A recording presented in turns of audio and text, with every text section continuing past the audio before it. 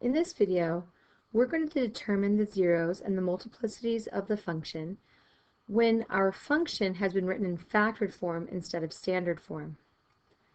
So here we see that we have zeros of x equals 4 and x equals -5/2. So what does that tell us? That tells us that we have a zero of x equals 4 and a multiplicity of 2. Do we see where that came from? It came from our power.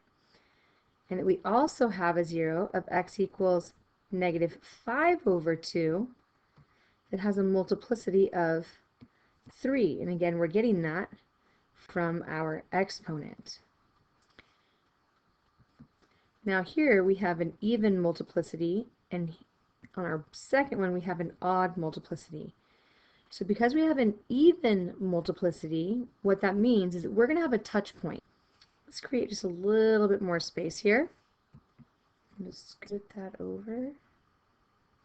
All right, so we're going to have a touch point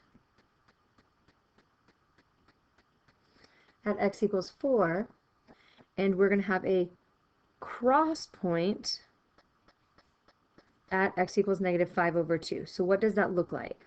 Well, let's go ahead and let's take a look at our function's graph. So here we can see that because we have a touch point at 4, because we have that even multiplicity, and then we have a cross point at -5/2.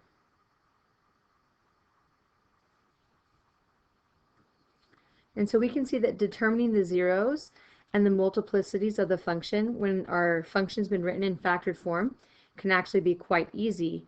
And we can tell pretty simply as well how we can determine a touch point or a cross point simply by deciding if we have an even multiplicity or if we have an odd multiplicity.